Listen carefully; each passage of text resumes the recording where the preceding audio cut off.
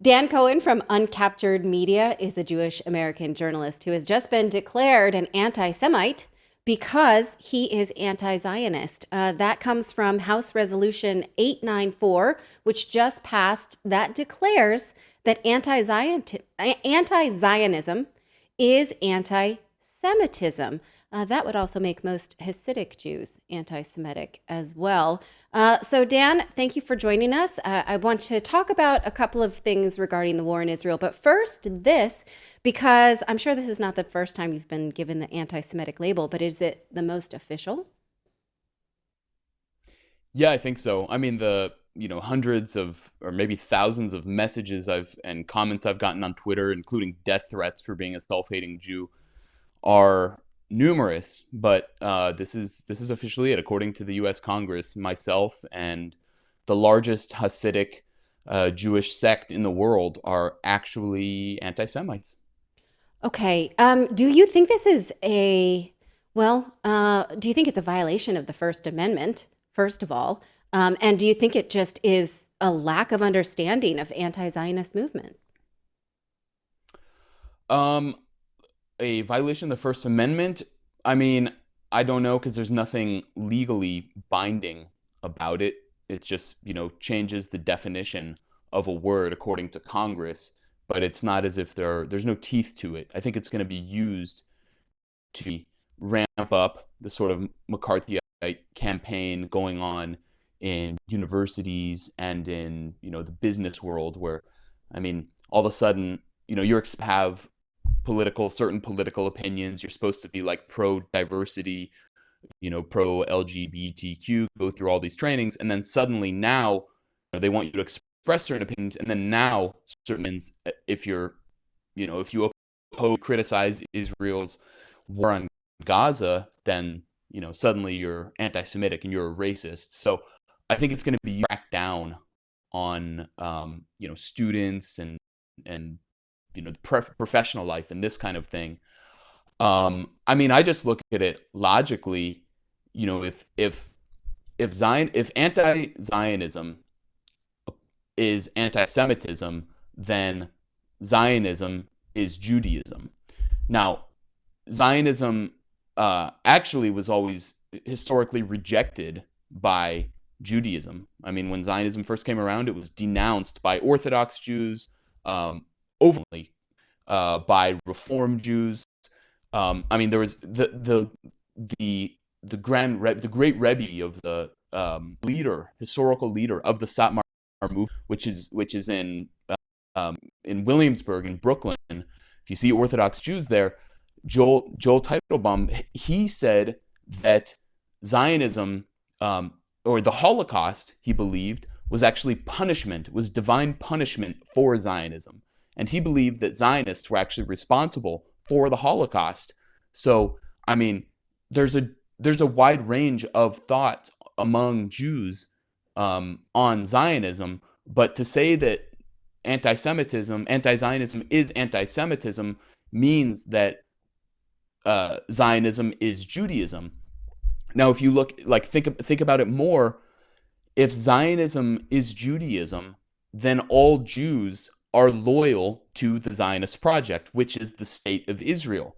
And that reaffirms the idea that all Jews, myself, even though I'm secular and, I'm just a pretty regular American, or all of those Jews living in, New York and in Brooklyn, regardless of what their political ideology is, they are all loyal to the state of Israel, is what that actually means, which means they are fifth column. They are not loyal Americans. They don't belong in the United States or Canada or whatever European country, with any other country. They belong in Israel. So it is actually this resolution saying that anti-Zionism is anti-Semitism is actually anti-Semitic itself. It is an affirmation of anti-Semitic thought about Jews in the world. And so it's really just classical European anti-Semitism reaffirmed in 2023 in the U.S. Congress.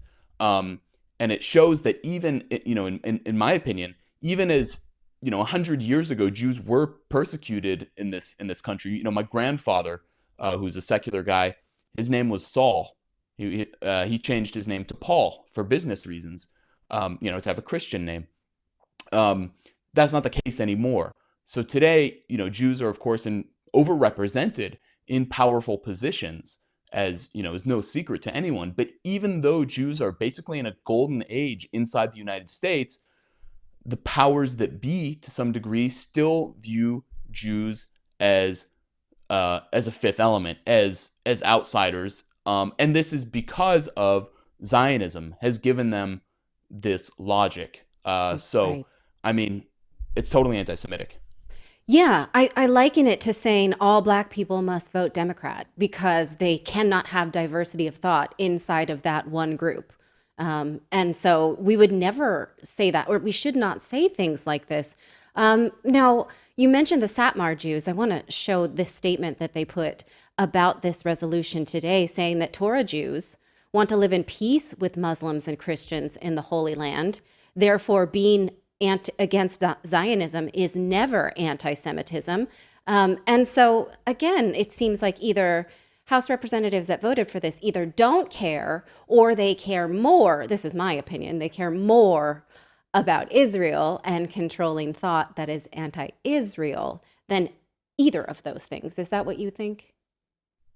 Yeah, I mean, I don't know that Twitter account. We have to be careful about taking Twitter accounts. Anybody can make a Twitter account and get a blue check.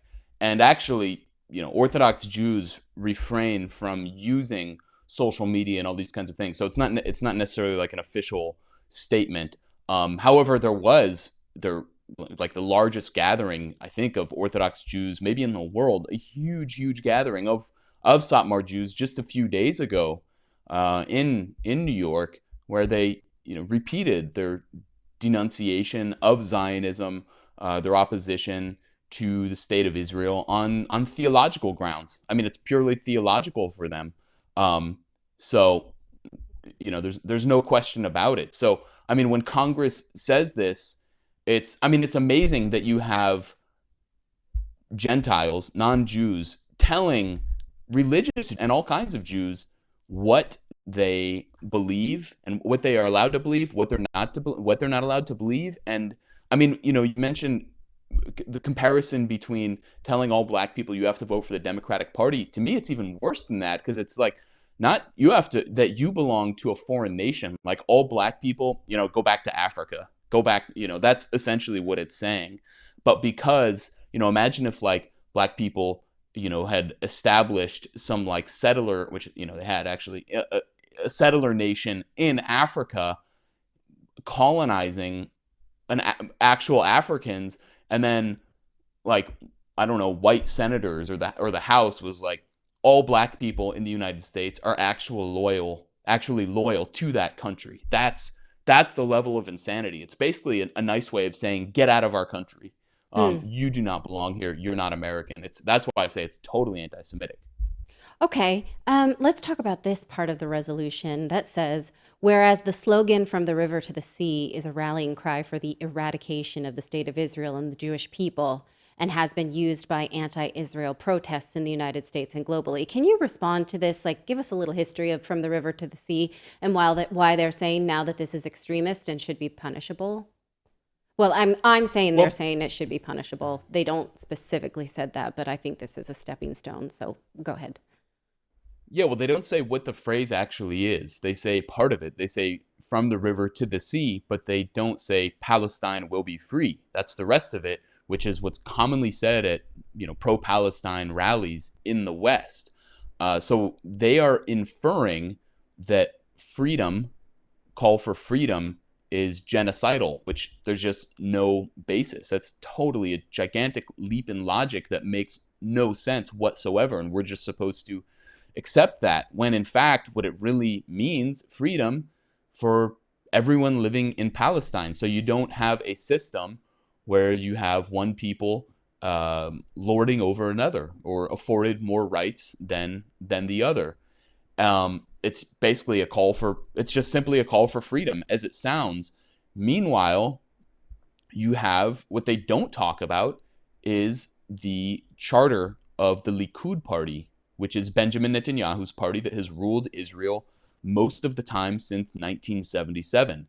And the Likud party charter specifically states from the Mediterranean to the Jordan, so from the sea to the river, will always be under Israeli sovereignty.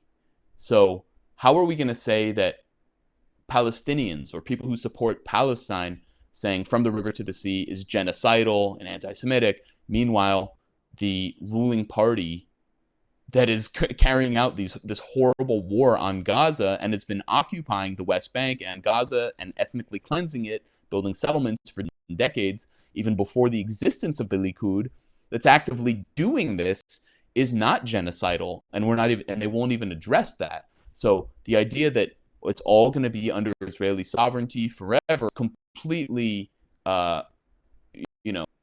obvious what it means, that Palestinians at best will always live as, the underclass, will never be citizens. They will never be treated equal under Israeli sovereignty. And that's the reality of it. And that's honestly, it's much worse than that, what we're seeing in Gaza right now. Okay, let's talk about the West Bank, because the United States today, Secretary of State Antony Blinken announced visa bans on Israel over settler violence in the West Bank. According to Al Jazeera, since October 7th, Israeli settlers have killed at least 9 Palestinians in the West Bank. That's 3 times as many as last year. And attacks on Palestinian villages and farmers have become commonplace. So first of all, can you explain what they mean by Israeli settlers, and why the heck would they care about a visa ban? Well, yeah, so Israeli settlers are Israeli citizens living in legally occupied territory in the West Bank, which Israel's occupied since 1967, and then in 1974 began colonizing and building Jewish-only colonies strategically to prevent the establishment of any kind of Palestinian state, and that's gone on ever since. And that settlement enterprise has been sponsored by the Israeli government. It is a project of the Israeli government, and they will, like, if you say you're a young couple, you're a young Israeli couple, the government will subsidize your living in the West Bank to some degree. You can get money to go. It's like going and living in the suburbs that they want to expand or something. It's cheaper. That's like the cheapest place to live. So there are plenty of people who live in big settlements in the West Bank who are not necessarily the most like ideologically radical, people, but it's more for like convenience. And if you drive between, Israel and the West Bank, there's often no distinction. You can't tell when you enter the West Bank unless you're going into Palestinian areas, because there's then an Israeli military presence. But otherwise, you can't even really tell a lot of the time. So, but there is a segment of those settlers who are very ideologically fanatical and who will go actively attack Palestinians, go and burn olive trees and even kill farmers. And this year it's become much worse. And of course, after October 7th, they've become much more violent and aggressive. So these are truly fanatical people who are protected by the military, and they kill Palestinians and attack them and all kinds of terrible things and carry out pogroms. So when the United States, Blinken says, well, I'm going to restrict visas for them. Yeah, I mean, they don't really care. They're not coming to the United States, though. Actually, some of them do have ties to the United States. The Americans, U.S. born Israeli settlers they're overrepresented. Americans are overrepresented among the Israeli settler population, and a lot of the most fanatical ones are actually Americans who went over there. But I think it's basically window dressing, because it's like sending aid into Gaza. Samantha Power is like in Egypt right now saying, oh, we're sending these trucks into Gaza, and it's like, meanwhile you're bombing, giving Israel all of the bombs and diplomatic cover to kill several hundred people every day. So it's really window dressing. But I mean, I think it also shows what the American approach to the whole thing is. The Israelis want to basically ethnically cleanse not only Gaza and push all of Palestinians in Gaza into the Sinai Desert, into Egypt. They also want to do that in the West Bank. They want to take advantage of this opportunity under the cover of war to expel as many Palestinians as possible into Jordan is really where they want to send them. But because of geopolitical realities, Jordan is already basically a big holding cell for Palestinians. Something like 80% of Jordan's population are Palestinians who were expelled in 1948 and then 1967. So Israel's like, look, send the rest of them over there too. We want all of this land. And so the U.S.'s approach is no. Like, you don't understand the geopolitical realities that if we do that, that will destabilize Jordan. And having Jordan as kind of a holding cell for all of those Palestinians is important for the long-term stability of Israel. So, you can't get too crazy here. Just go kill a bunch of people in Gaza, do whatever you got to do, but, tone it down a little, I think is basically in the West Bank is essentially what the U.S. wants. So then that's the contradiction here. It's not really about people, it's about politics, because they can't stand for only Palestinians in the West Bank and not for Gaza. But there is a political goal in saying one thing about only one side of the wall. I got it. Okay. Well, thank you for breaking this down for us. It's always a pleasure to talk to you. And you can find Dan and Recaptured, Uncaptured Media. Where would you like to direct people to follow you, Dan? You can check out my site, my Uncaptured Substack. I'm publishing articles there frequently. My YouTube, my Rumble, Uncaptured Media. I'm very active on Twitter at DanCohen3000. So yeah, follow me there. All right. Thanks again. Always a pleasure to see you. Great to be back, Natalie.